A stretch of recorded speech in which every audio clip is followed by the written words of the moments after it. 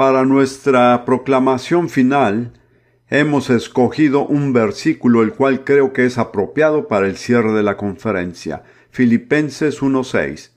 Estando persuadido de esto, que el que comenzó en vosotros la buena obra, la perfeccionará hasta el día de Jesucristo. ¿Están completamente seguros de eso? Nosotros no tenemos otra fuente de confianza, nada es confiable. Ahora, ¿por qué no lo decimos todos? Sería mejor que lo digan después de nosotros la primera vez y luego la segunda vez con nosotros. Estando persuadidos de esto, que el que comenzó en vosotros la buena obra, la perfeccionará hasta el día de Jesucristo. Ahora lo diremos todos juntos. Estando persuadidos de esto, que el que comenzó en vosotros la buena obra, la perfeccionará hasta el día de Jesucristo. Gracias.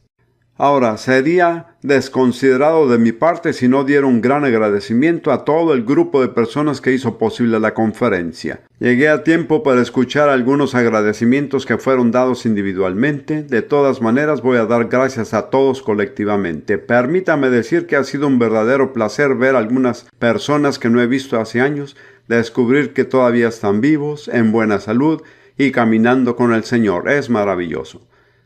Así que Dios los bendiga a cada uno de ustedes. Ahora, el tema de este mensaje de clausura es una visión de santidad. Algunos han estado aquí el tiempo suficiente para recordar lo que dije. Yo dije hace 2 o 3 reuniones que los estaba llevando a través de un largo y oscuro túnel. Pero sin embargo había luz al final del túnel.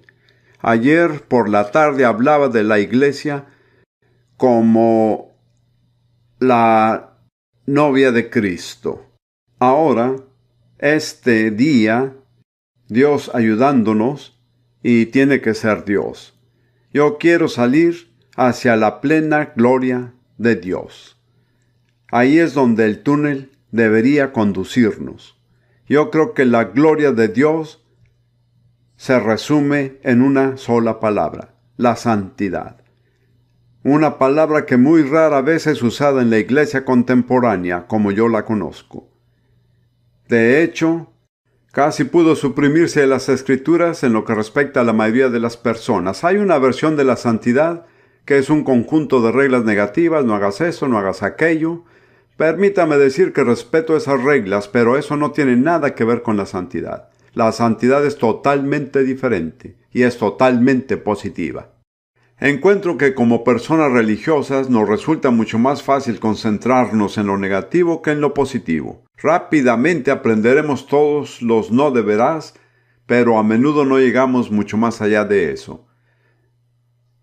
No sé por qué, pero me vino una idea. Y me refiero a la más inverosímil de las personas, algo que Napoleón dijo acerca de su lugar en la historia de Francia. Él dijo: yo encontré la corona de Francia rodando en la alcantarilla y la recogí con la punta de mi espada. Y tengo que decir que pienso que la corona de santidad está rodando en la alcantarilla. Y es hora de que la recojamos con la punta de la espada del Espíritu de Dios, la palabra de Dios. Quiero comenzar con Proverbios 29:18. Donde no hay visión o revelación, pero yo prefiero visión, el pueblo se desenfrena.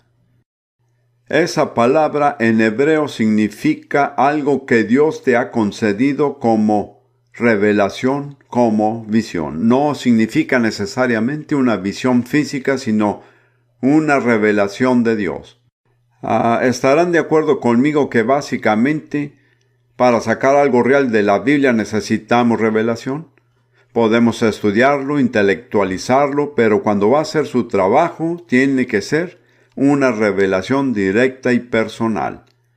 He observado que esto es cierto. Donde no hay tal revelación, la gente abandona la restricción. La verdadera influencia restrictiva en nuestras vidas es nuestra visión. Podemos tratar de seguir un conjunto de reglas, pero después de un tiempo se vuelven pesadas y tendemos a desecharlas y a decir haré mis propias cosas. Para mí, el ejemplo obvio de esto que el propio Pablo utiliza es el ejemplo de un atleta. Él dice, ellos aspiran a una corona, una medalla de oro si ustedes quieren, la cual va a perecer. Pero nosotros tenemos una corona que nunca perecerá. Y si ustedes piensan en los atletas, en las cosas que ellos harán, en el estrés que se imponen a sí mismos, en la disciplina, sacrificios del tiempo, en todo eso, ellos son casi crueles consigo mismos. Pablo dijo acerca de su propio cuerpo, dijo, yo golpeo mi cuerpo, lo trato cruelmente, porque tengo una visión. ¿Por qué aquellos atletas hacen eso? Porque ven brillar en la distancia una medalla de oro. Ellos hacen cosas por esa medalla de oro que nunca harían por otra cosa. Y eso es lo que necesitamos, una visión de la medalla de oro. Yo creo que la visión que necesitamos es santidad.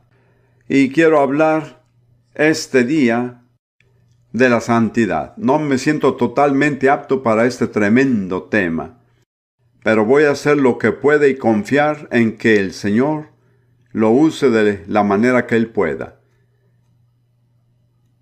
En Efesios 5, Pablo habla de la relación entre Cristo y su iglesia en términos de una relación matrimonial. Efesios capítulo 5. Yo recuerdo eso cuando hablé por última vez, no puedo recordar cuándo fue ayer.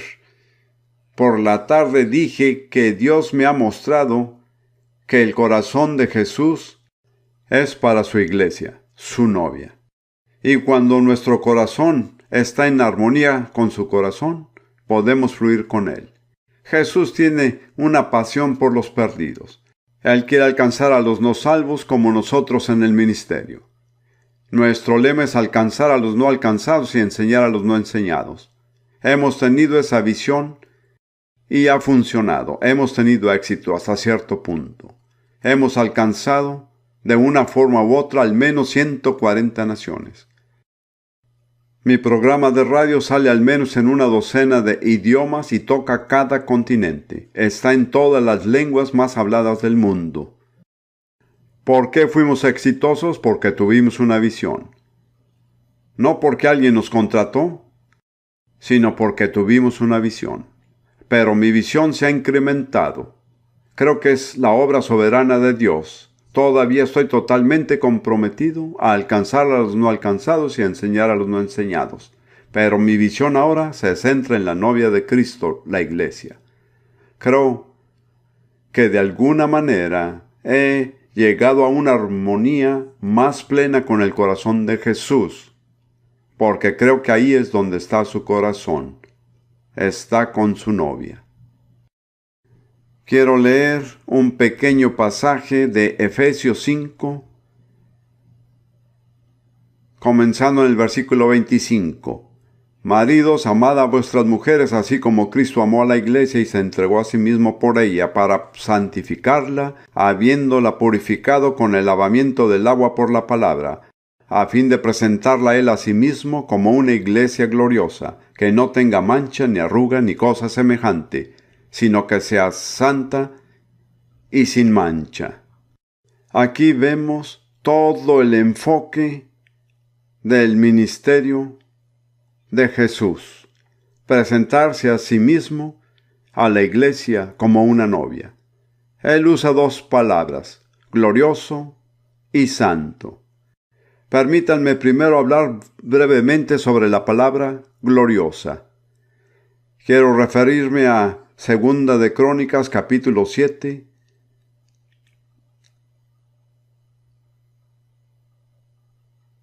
versículos 1 y 2. Segunda de Crónicas, capítulo 7, versículos 1 y 2. Ahora, quiero explicar que debido a mi formación académica, estas palabras gloria y gloriosa tienen un significado especial para mí. Quiero llevarles a un breve viaje alrededor del idioma griego. Empecé a estudiar griego cuando tenía 10 años, no porque lo elegí, sino porque ese era el sistema educativo establecido. Lo estudié hasta los 25 años. Hay muchas cosas sobre el griego que no sé, pero hay algunas cosas que sé. Y el enfoque de mi estudio fue sobre la filosofía de Platón. Tuve dos héroes, Sócrates y Platón. Y puedo decir que leí cada palabra que Platón escribió en el idioma original. Uno de sus conceptos clave fue una palabra griega que es doxa, la que es traducida en el Nuevo Testamento como gloria. Y una doxología es algo que da gloria a Dios. Pero cuando yo vuelvo al griego del Nuevo Testamento, tuve un gran problema porque doxa era una palabra clave en la filosofía de Platón. Habló de dos cosas, epistemi, conocimiento intelectual, y doxa. La inclinación de su filosofía era para epistemi, que es lo único que es confiable, y doxa lo que percibes por tus sentidos. Es nunca ser confiado. Así que para mí doxa significaba sensitiva percepción. Luego vengo al Nuevo Testamento y están usando la palabra doxa de una manera totalmente diferente, que tuve que sentarme y preguntarme cómo es que se produjo este cambio, y creo que puedo ayudarles a comprender algo emocionante. La razón es porque gloria, kabod en hebreo y doxa en griego, significa el impacto de Dios sobre nuestros sentidos físicos. Esa es la relación. La gloria es algo que impacta nuestros sentidos. Se puede sentir. Se puede ver. Y quiero volver a este pasaje en 2 de Crónicas porque da un ejemplo maravilloso. Este es el final de la dedicación de Salomón del templo. Cuando Salomón terminó de orar, de los cielos descendió fuego y consumió el holocausto y las víctimas, y la gloria del Señor llenó el templo. Quiero decir, donde quiera que ustedes encuentren santidad, encontrarán fuego. La santidad es algo ardiente. Y luego dice, los sacerdotes no podían entrar en el templo del Señor, porque su gloria había llenado el templo. La presencia de Dios era tan poderosa que nadie podía levantarse, ni siquiera podían entrar en ella. ¿Cuántos de ustedes, no levanten la mano, cuántos han sido impactados por la gloria de Dios? Usted sintió a Dios de tal manera que probablemente nunca podría describirlo. Esa es su gloria. Ahora, la iglesia es para ser gloriosa. Lo que significa es que está para ser impregnada con la gloria de Dios. No es una organización religiosa, es un organismo vivo, permeado con la visible y sensible presencia de Dios. Eso es emocionante. Mire, si usted no tiene una visión, puede ser un buen cristiano, seguir todas las reglas, hacer lo correcto, ir a la iglesia, pagar sus diezmos, pero puede ser muy aburrido. Veo a muchas cabezas asistiendo en acuerdo. ¿Lo ven? Lo que cambia es una visión. Entonces se vuelve emocionante. Yo estoy emocionado. Tengo 82 años y nunca he estado más emocionado que ahora. La vida no se está volviendo más aburrida para mí. Le digo a Ruth de vez en cuando estamos en una situación u otra, al menos no puedes quejarte de que nuestra vida es aburrida. No quiero una vida aburrida. Quiero la presencia y el movimiento de Dios en mi ministerio, en mi compañerismo en la iglesia. La iglesia tiene que ser gloriosa, impregnada de la sensible presencia de Dios, de modo que la gente a veces ni siquiera pueda levantarse. He estado en esas situaciones. No sé por qué estoy citando a la gente, pero ustedes saben esta pequeña estrofa de John Bunyan. El que está abajo no tiene que temer la caída. El que está abajo no tiene orgullo. El que es humilde siempre tendrá a Dios para ser su guía. Me voy a referir a las palabras para la adoración, tal vez deba hacerlo ahora. He examinado tanto en el Antiguo Testamento como en el Nuevo cada palabra importante para la adoración. Y todas ellas describen una postura del cuerpo. Comenzaré en la cabeza e iré hacia abajo, inclinando la cabeza. Cuando Moisés vino a los ancianos de Israel con la noticia de que el Señor iba a liberarlos, dijo, ellos inclinaron sus cabezas y adoraron. Luego llegamos a la parte superior del cuerpo. Ustedes se inclinan así. Ustedes saben que entre los orientales básicamente esa es la forma que ellos reconocen a alguien. Y luego están las manos. Hay diferentes posturas de las manos. Las manos se acercan a Dios. Eso es un reconocimiento de su soberanía. Luego están las manos extendidas, que es la actitud de recibir lo que viene de Dios. Y luego están las manos en esta posición. ¿No es notable que el cuadro más famoso de la oración es el de Alberto Durero, que pintó manos que oran? Él no se centró en la boca o en los labios, él se concentró en las manos. Donde quiera que usted ve esa imagen, piensa en la oración. Eso es lo primero que piensa. Bien, iremos un poco más abajo. Puede doblar toda la parte superior de su cuerpo. Entonces puede llegar al lugar donde se arrodilla, dobla las rodillas. Cuando Salomón dedicó el templo, hizo dos cosas: se arrodilló y extendió las manos. Eso es adoración. Después vienen los pies. Y hay todo tipo de cosas que puede hacer con sus pies. Sus pies tienen una parte importante en su adoración. Desafortunadamente mis pies ya no hacen lo que yo quiero que hagan. Pero mientras pudieron lo hice, y algunos de ustedes lo saben.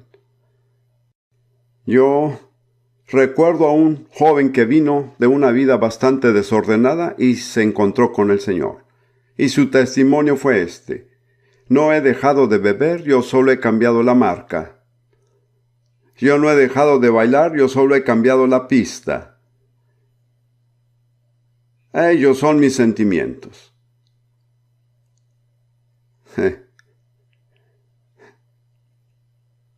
Ustedes saben que soy una persona muy seria, pero me gusta estar seriamente preocupada por la gloria de Dios.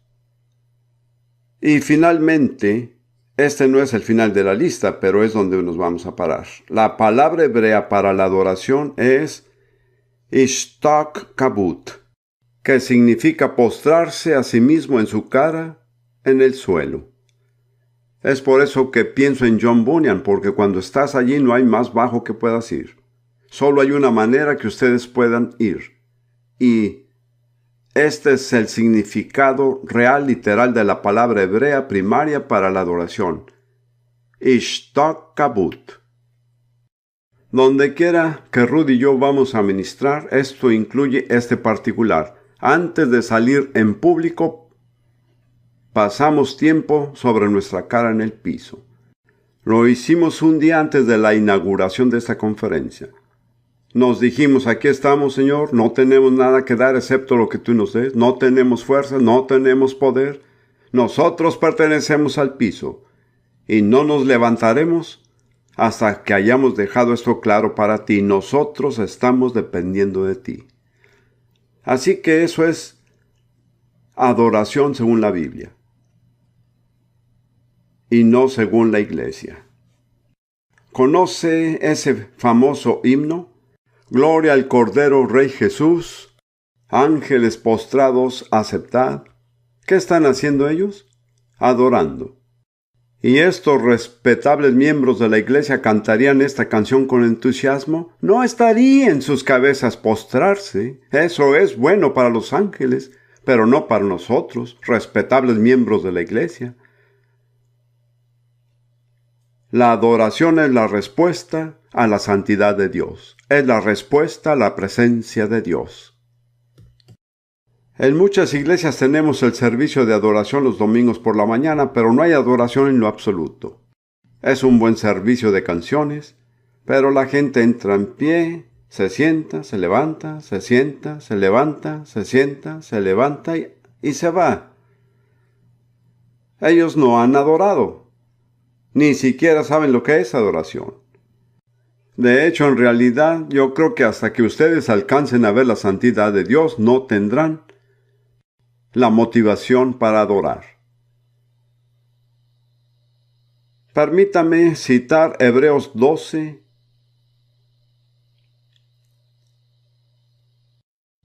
versículo 10, hablando acerca de nuestros padres o padres terrenales. El autor de Hebreo dice, y aquellos ciertamente por pocos días nos disciplinaban como a ellos les parecía. Pero Dios, para los que nos es provechoso para que participemos de su santidad. Así que recuerden, cuando Dios los disciplina, si responden, eso les hará más capaces de ser partícipe de la santidad de Dios. Algunos cristianos maduros tienen la actitud de, bueno, Dios no necesita disciplinarme. No, Él no lo hace si usted ha llegado a ser partícipe de su santidad, pero si no ha llegado, Él todavía puede disciplinarle. Y lo que quiero destacar es que no es nuestra santidad, no es un conjunto de reglas, es ser partícipe de la santidad de Dios. Para mí, esa es la gloria, esa es la visión de la santidad de Dios. La palabra santo es la única que se aplica 3 veces a Dios. Esto es único. Describe la particularidad de Dios. Podemos tener otros aspectos del carácter de Dios como su amor, su justicia, su sabiduría, su paciencia, y podemos verlos de una manera fragmentada, retratada en el carácter humano. Conocemos personas que son sabias, justas, pacientes o cariñosas. Pero separados de Dios, la palabra santo no tiene significado. Solo tiene sentido cuando conoce a Dios. Y como dije, hay 2 pasajes, uno en el Antiguo Testamento y el otro en el Nuevo, donde la palabra santo se aplica 3 veces a Dios. Pasaremos primero a Isaías 6. Los primeros 8 versículos. En el año que murió el rey Uzías, vi al Señor. Recuerde que ese es un nombre propio, no es un título. En hebreo es probablemente Yahweh. Así que cuando se habla del Señor no se está hablando solo de una persona que ocupa una posición determinada, sino de un ser único con su propio nombre. No sé si Yahweh es la pronunciación correcta, no creo que nadie lo sepa. Permítame usar esta. Vi yo al Señor sentado sobre un trono alto y sublime, y la orla de su manto llenaba el templo. Por encima de él había serafines. Ahora, la palabra seraf está directamente relacionada con la palabra fuego. Serafín en hebreo es un fuego. Así que digo que donde quiera que vea la santidad encontrará fuego. Estas son criaturas ardientes. Había serafines, cada uno tenía 6 alas. Con 2 cubrían sus rostros, con 2 cubrían sus pies, y con 2 volaban. Observe la distribución de la actividad. Con 2 ellos cubrieron su cara, eso es adoración. Con 2 cubrieron sus pies, eso es adoración. Y con 2 volaron, eso es servicio. Así que en el cielo hay el doble de énfasis en la adoración que en el servicio. ¿Debería ser cierto aquí? Realmente creo que sí. Una cosa que noto acerca de estos serafines: ellos conservaron su respetable distancia con Dios. Siempre mantuvieron sus caras cubiertas y sus pies cubiertos. Hay una clase de familiaridad con Jesús que me parece ofensiva. Como si Él fuera un compadre. Él es nuestro hermano, nuestro amigo, nuestro pariente más cercano. Pero nunca cultivemos una familiaridad ofensiva con Jesús. Los serafines nunca lo hicieron. Y como ellos permanecen de pie y el uno al otro daba voces diciendo: Santo, Santo, Santo Jehová de los ejércitos. Toda la tierra está llena de su gloria. Así que ese era su tema. Nunca llegó a ser monótono.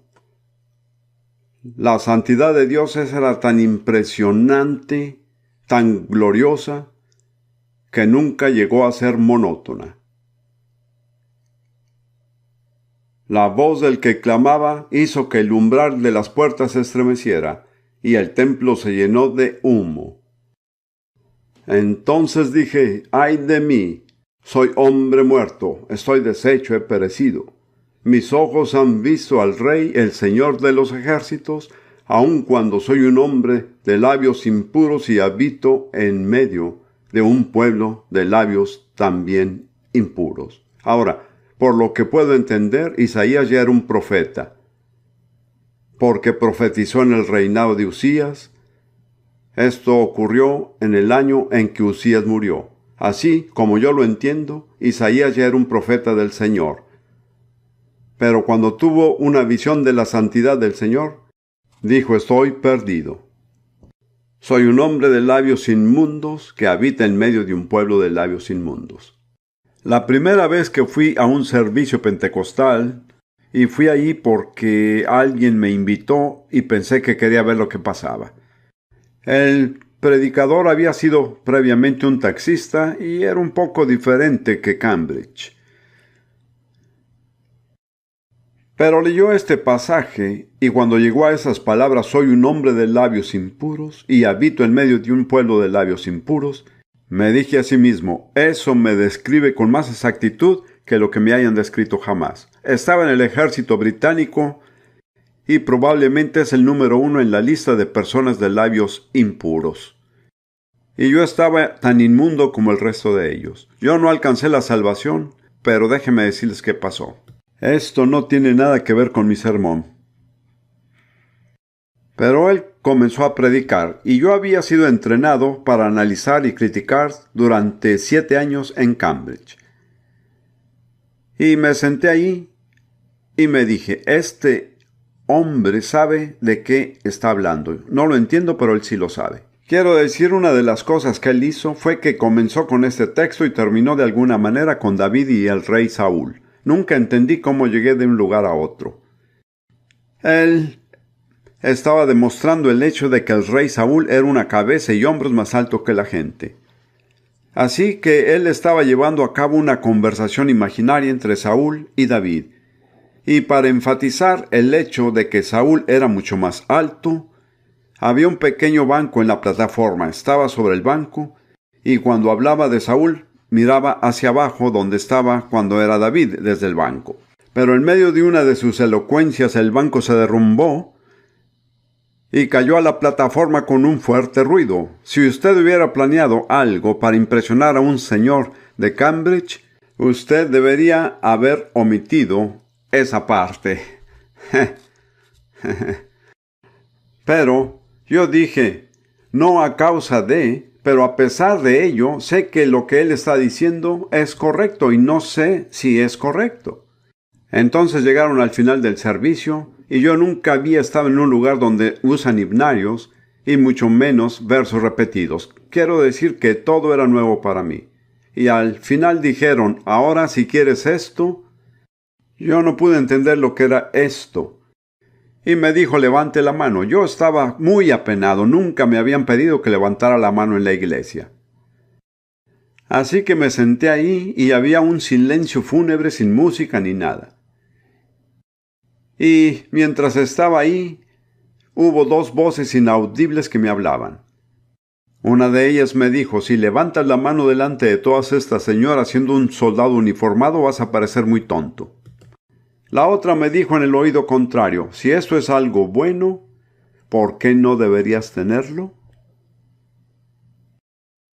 Yo estaba paralizado. Quiero decir, el silencio duró al menos 2 minutos.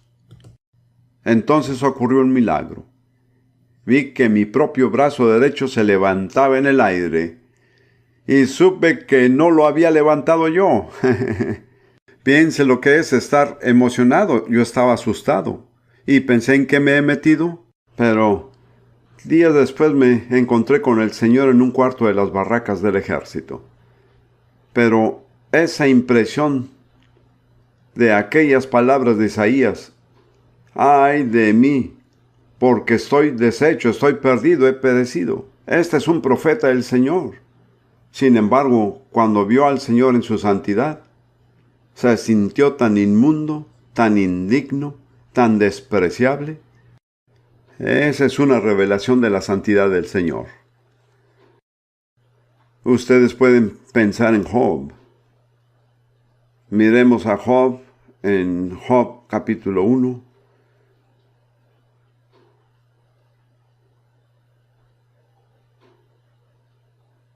Versículo 1.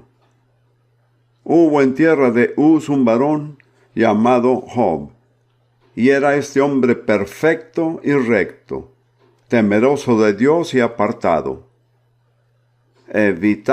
Desechaba el mal. Un poco más adelante se dice, en el versículo 8,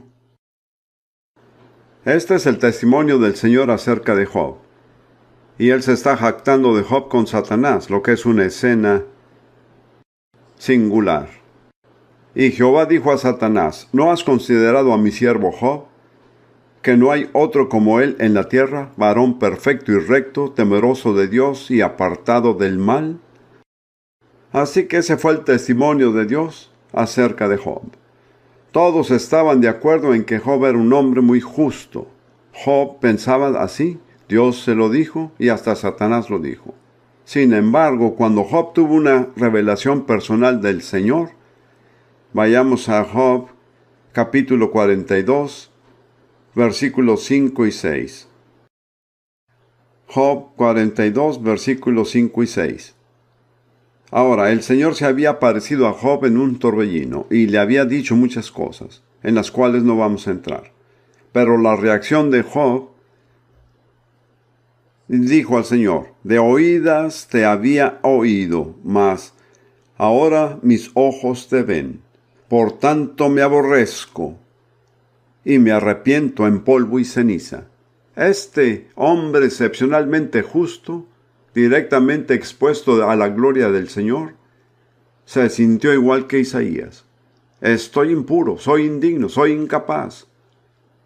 Eso es lo que es la santidad. Es muy notable. No sé si consideran el trato de Dios con la gente, porque Dios no trata con nosotros de la manera que esperamos. Tengo que decir una cosa acerca de Dios. Dios no es justo según nuestros estándares. ¿Eso es correcto? Creo que esta revelación fue el propósito final de todo lo que Job pasó en las primeras partes del libro. Piense lo que esta costó. Perdió a todos sus 7 hijos. Todos sus siervos fueron asesinados, excepto 2 o 3. Su casa fue golpeada por un torbellino, más bien la casa de sus hijos, y quedó ahí, desesperado, sobre las cenizas, rascándose el mismo. ¿Por qué? ¿Por qué Dios le permitió atravesar por eso? Yo creo que eso fue esencial para llevarlo al lugar donde Dios pudiera revelarle su santidad. Así que las valoraciones de Dios son totalmente diferentes a las nuestras. Eso puede tener un significado en la vida de algunos de ustedes. Pueden suceder cosas que no tienen sentido, Y usted dice, ¿por qué tuve que pasar por esto? La respuesta es que Dios quiere revelarle su santidad. Tiene que estar preparado. No creo que la gente desprevenida reciba una revelación de la santidad de Dios. Tan solo quiero decir sobre los 7 hijos de Job y sus 3 hijas. Al final de este libro, Job recupera todo por duplicado: ovejas, bueyes, criados, todo. Pero sus hijos e hijas no se duplican. Solo volvió a recibir el mismo número. ¿Saben por qué? Es muy importante saber por qué. Porque podrían decir, bueno, miren a Job, se levantó todas las mañanas y se sacrificó por sus hijos e hijas y ellos fueron arrebatados. Pero Dios no le dio el doble porque los que él tenía todavía estaban allí esperándolo. Así que no te desanimes cuando Dios arrebata a alguien que amas. Él estará ahí, o ella estará ahí cuando llegues. Un hermano de Kenia se acercó a mí y me trajo saludos de mi hija en Kenia. Le dije, yo tengo muchas hijas en Kenia, no sé a cuál te refieres. De repente me di cuenta que mi primera esposa y yo, la madre de una de nuestras estudiantes mujeres en el colegio, murió. Y fuimos al funeral, y no soy el mejor para los funerales. Era la escena más lamentable, tal escena de pobreza. La mujer fue enterrada en una especie de caja de madera. Estaba vestida con una bata de noche blanca que estaba muy manchada. Y el hoyo fue hecho justo enfrente de la choza, a pocos metros de distancia. Y al mirarlo percibí una sensación de pobreza. La mujer dejó atrás no solo a su hija, que era estudiante, sino a 2 niñitas. Creo que tenían 5 y 2 años, o 4 y 2. Entonces le dije a Lidia, ¿quién va a cuidar de ellas? Así que las tomamos, y mientras vivimos en Kenia, vivieron en nuestra casa como nuestros hijos. La mayor se llamaba Susana. Su nombre era Susan. Me había olvidado de todo, pero Ruth me dará testimonio. Un día, completamente de la nada, recibí una carta de Susan de Kenia. Había hecho una buena carrera como profesora y estaba casada con un buen cristiano que ahora está dirigiendo un trabajo principalmente asesorando a matrimonios casados. Y ella dijo, tú fuiste la primera persona que alguna vez me tomó en sus brazos. Esa fue la primera vez que dormí en una cama. Fue la primera vez que tuve una sábana. Oh, estoy tan contento. Me había olvidado de todo, pero me recordé otra vez. Solo tenga en cuenta que sus buenas obras le seguirán. No las dejarán atrás. Todas ellas están siendo archivadas para cada uno de nosotros. Así que continuaremos con el tema de la santidad. Vayamos al Nuevo Testamento. En Apocalipsis 4,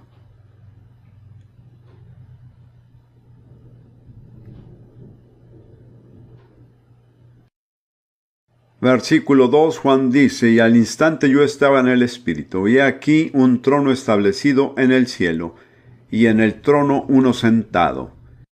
No creo que Juan podía mirar directamente a la persona que está en el trono. Todo lo que podía ver era el trono. Pero cuando sus ojos se ajustaron al trono, entonces él pudo ver a aquel que estaba sentado ahí. Y el aspecto del que estaba sentado era semejante a piedra de jaspe y de cornalina. Y había alrededor del trono un arcoíris semejante en aspecto a la esmeralda. El verde es un color sereno. Y el arcoíris es el signo de la misericordia del pacto de Dios. Así que todo el trono es como decir, es un lugar de reverencia, pero no temas. Y alrededor del trono había 24 tronos. Y vi sentados en los tronos a 24 ancianos vestidos de ropas blancas con coronas de oro en sus cabezas. Coronas es la corona de laurel, no es la diadema de un rey.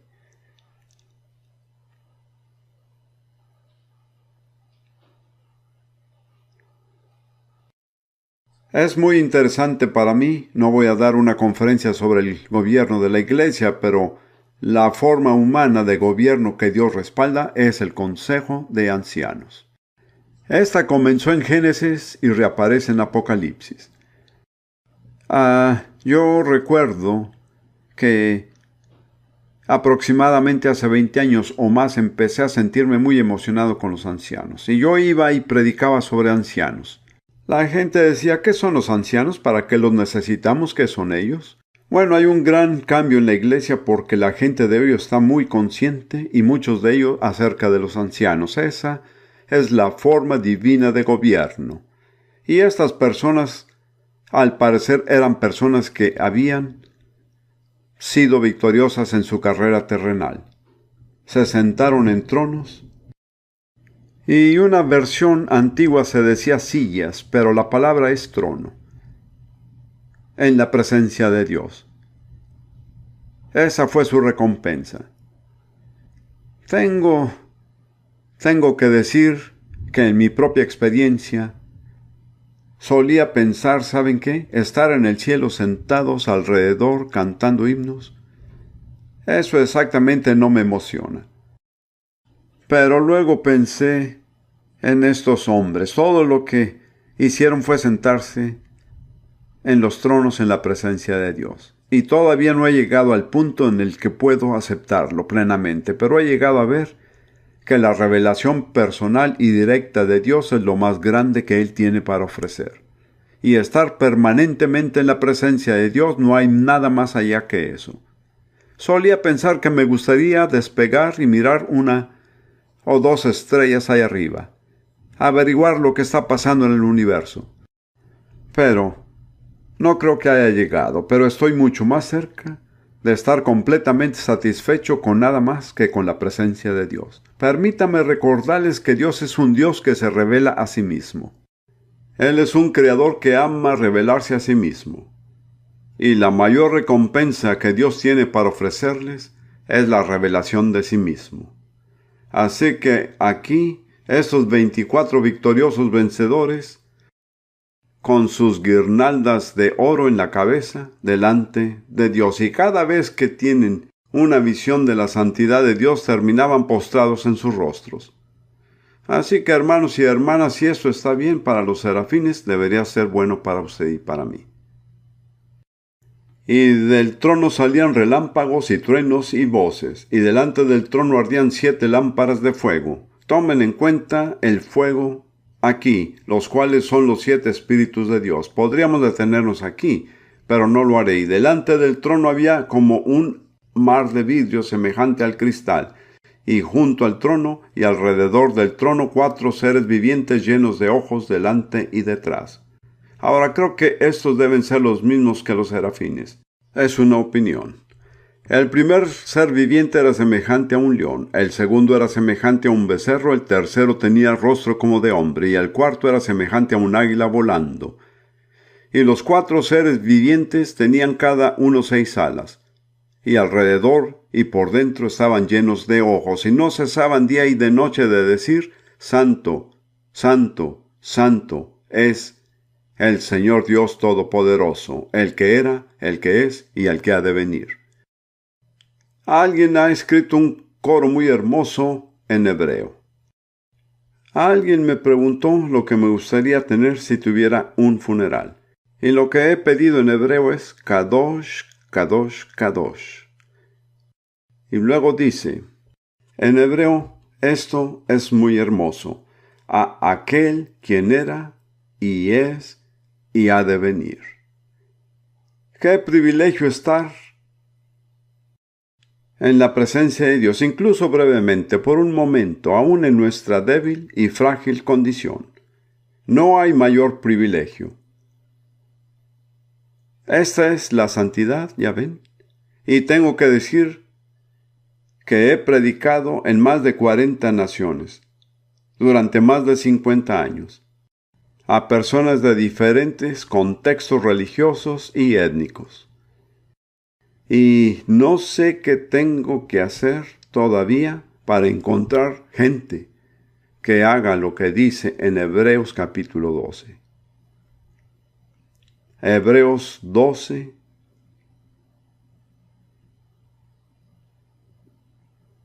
versículo 14. Seguid la paz con todos y la santidad, sin la cual nadie verá al Señor.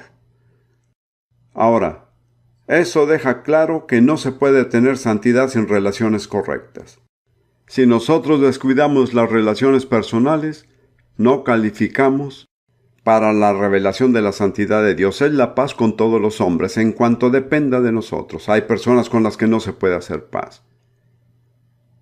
Y luego dice santidad, sin la cual nadie verá al Señor. Yo acabo de terminar un libro que algunos de ustedes han conseguido que se llama Ellos expulsaron demonios.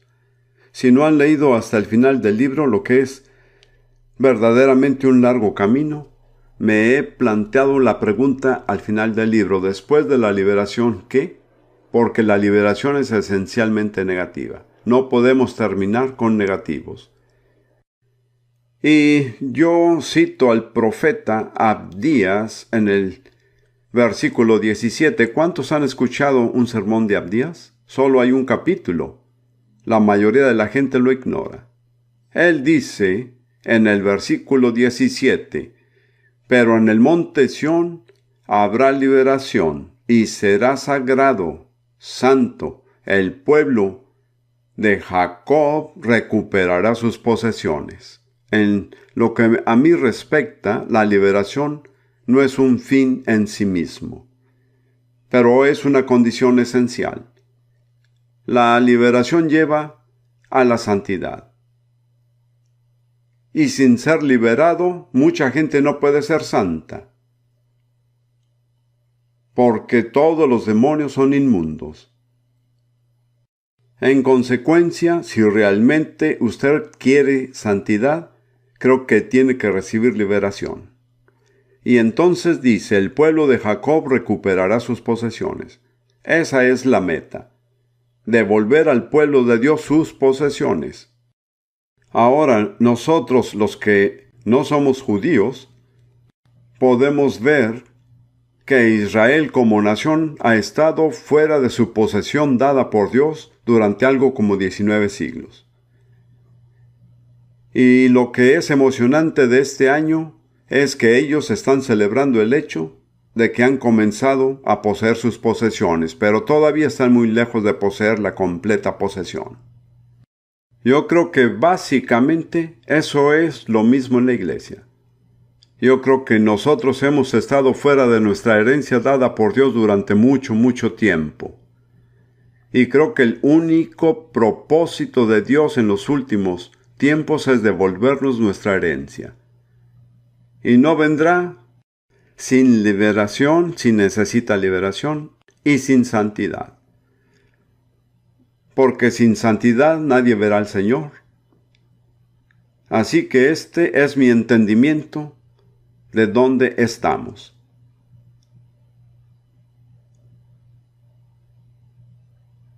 En Primera de Crónicas 16:29 dice, adoren al Señor en la hermosura de la santidad. Según lo entiendo, la santidad es belleza espiritual. La mayoría de las queridas hermanas que conozco hasta cierto punto están preocupadas por su apariencia física. Mi esposa lo está y me alegro por ello. Pero ¿cuántos de nosotros, hombres o mujeres, estamos preocupados por nuestra apariencia espiritual? ¿Cuántos estamos realmente preocupados por la belleza espiritual, que es la santidad? ¿Y cuántos de nosotros tuvimos una presentación apasionante de Kurt Randall acerca de cómo recuperar algo? Yo digo, amén. Pero eso significa recuperar nuestras posesiones, ser el tipo de gente que debemos de ser. Como yo comenté en el libro, si los apóstoles regresaran a la tierra hoy tendrían que buscar por un largo tiempo para encontrar alguna iglesia que ellos reconocerían como la iglesia que ellos dejaron atrás. Tenemos un largo camino por recorrer, pero es emocionante. Tengo una visión. Puedo ver la santidad. No lo he logrado, pero ahí está, y no estaré satisfecho con nada menos. Dios ha creado en mí una profunda insatisfacción interior con las cosas tal como son. Yo no soy esencialmente crítico, pero soy solamente realista. La iglesia no es lo que debería de ser. ¿Puede decir amén a eso? Creo que es obvio. La pregunta es, ¿queremos que la iglesia se convierta en lo que debería de ser o nos contentamos con seguir adelante con las cosas tal como son? Yo no estoy contento. No sé cuán lejos llegaré antes de que el Señor me lleve, pero estoy yendo en esa dirección. ¿Y qué de ustedes? Permítanme cerrar con un pasaje del Salmo 95. Salmo 95.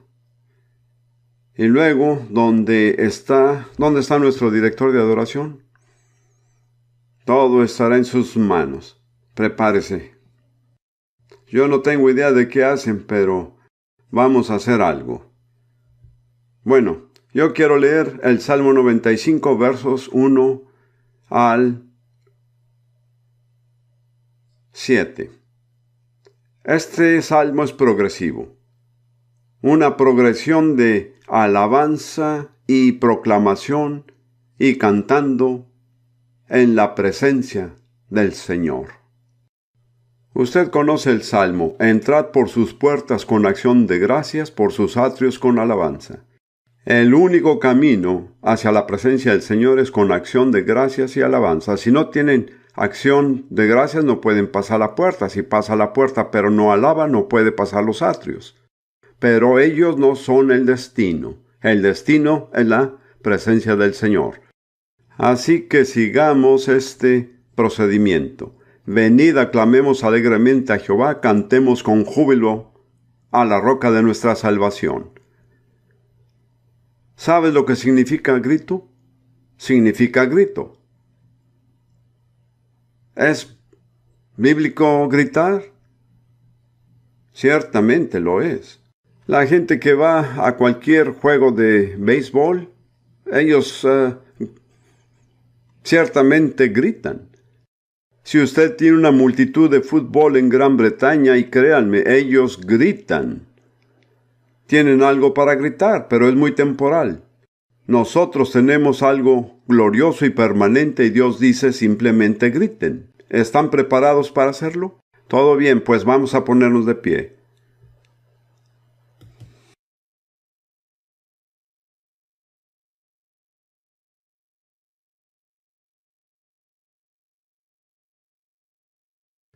Ahora, vamos a gritar. No vamos a hablar en voz alta, vamos a gritar para que puedan oírlo en cualquier banco que esté al otro lado de la calle. Probablemente necesiten escucharlo. Vamos a gritar una simple frase: Jesucristo es el Señor. Vamos a gritarlo 3 veces. Tómese su tiempo. ¿Están listos? Ahora, no solo hablando. Tomen una respiración profunda. Jesucristo es el Señor. Jesucristo es el Señor. Jesucristo es el Señor. Amén. Aleluya.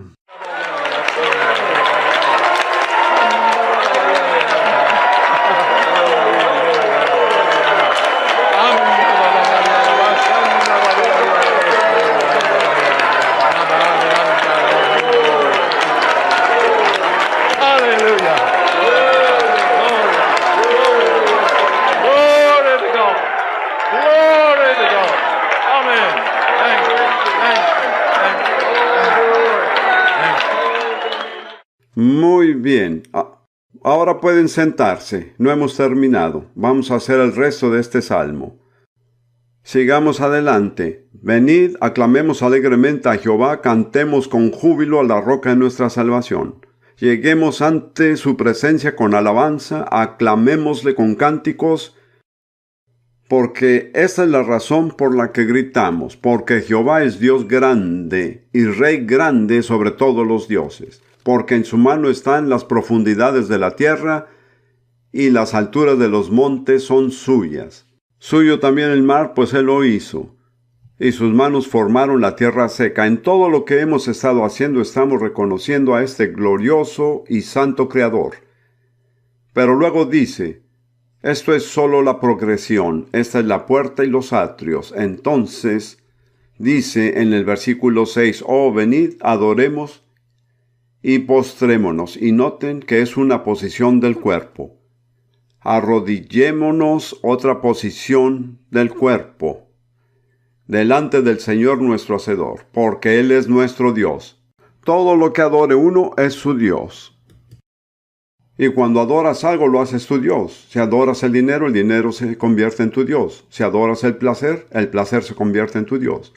Solamente la forma para reconocer al Dios verdadero es adorarlo. Eso es lo que debemos hacer. Y Dios no tolera el culto ofrecido a ninguna otra cosa. Solo Él es digno de adoración. Así dice en el versículo 6, venid, adoremos y postrémonos, arrodillémonos ante el Señor nuestro Hacedor, porque Él es nuestro Dios y nosotros somos el pueblo de su prado y las ovejas de sus manos. Ahora hay un punto, pero el versículo no ha terminado. Esto es algo notable. Y continúa, si oyeres hoy su voz. Y este es el final de ese versículo, pero no es el final de la oración. Y creo que esto pone de manifiesto que cuando hayan entrado a través de acción de gracias y a través de alabanza, y lo hayan reconocido en adoración, es el momento de escuchar su voz. Mi experiencia es que cuando he estado en una actitud de adoración real, si Dios habla, sé que es Dios. Ruth es mi líder de adoración. Cuando oramos juntos, ella lidera, y yo intento seguir. A veces, realmente entramos en la adoración. Y con frecuencia sucede que Dios nos da una palabra.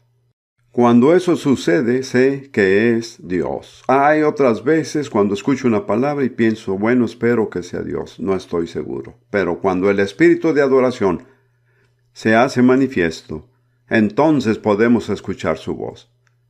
Quiero sugerir, hermano Dick, ¿dónde estás? Te estoy dando un trabajo serio. Pero la gracia del Señor es suficiente. Quiero que nos lleves a la adoración. Si es posible, algo familiar para que no tengamos que aprender las palabras. Y luego nos levantaremos para adorar. Me gustaría decirles que pueden venir y postrarse. Unos pocos pueden, si quieren. Y si Dios tiene algo que decir, cualquiera que sea la forma, eso puede venir. Amén.